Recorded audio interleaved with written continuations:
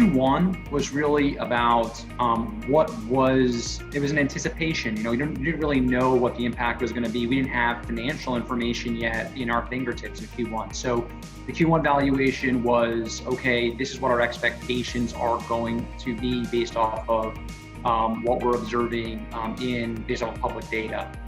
Q2, we started to see the development of 13-week cash flow, the development of budgets.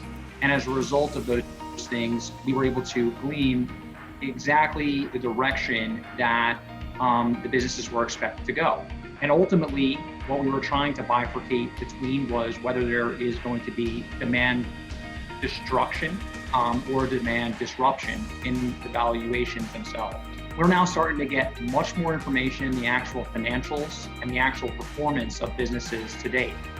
And what we've observed is that relative to expectations in Q2, those industries that were less impacted are seeing less of an impact overall on their financial performance, and in fact are returning to pre-COVID levels. And this framework really applied to either a private equity valuation or a private credit valuation.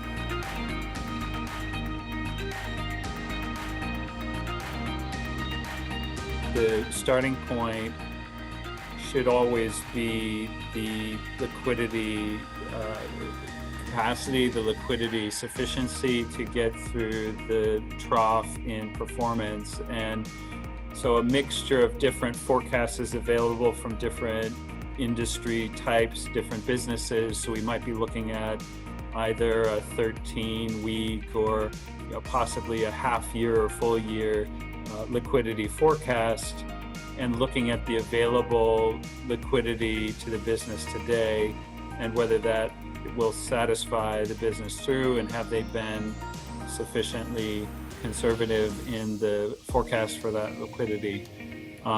In going through that exercise, it starts to reveal the commitment of the sponsor behind their willingness to continue to back the business. It shows the willingness of lenders to collaborate in coming to terms in order to potentially share the burden of either funding or relaxing covenants on the company so that they can make it through.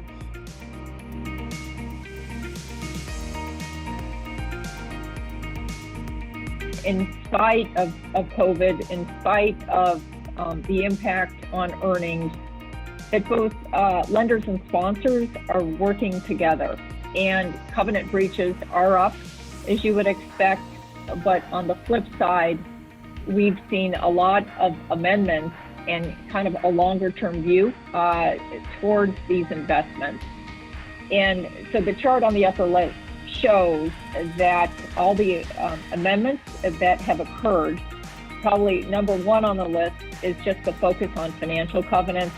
And you can see, 55% roughly amended existing covenant thresholds, whether that's leverage covenants and the like, fixed charge ratios.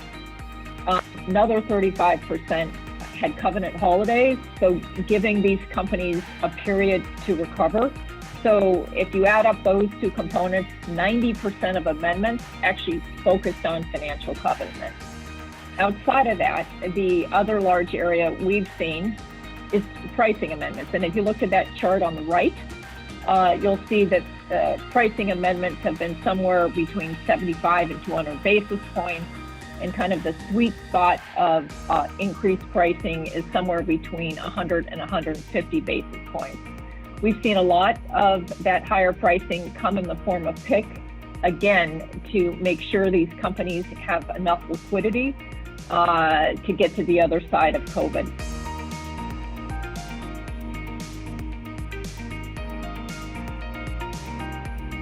So what you see is a forecast that's showing roughly 15% of all companies. And you look across, you say, oh, hey, that's not that out of whack with where we've been historically. But what this doesn't show is if you were to, in fact, combine that with the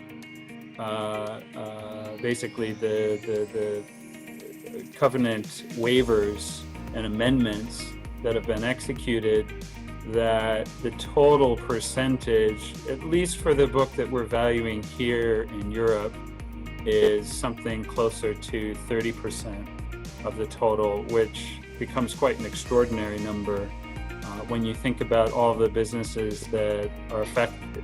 And granted, these covenant waivers tend to be granted for short periods of time, let's say 6 to 12 months. So there's an anticipation that businesses will rebound, that there's sponsor support behind, but nevertheless, it does say that unless these businesses are able to turn around within that time frame, that there's probably much greater difficulties ahead on the basis of liquidity, on the basis of higher than anticipated leverage underlying, which also presupposes that there will be an erosion in equity value as well.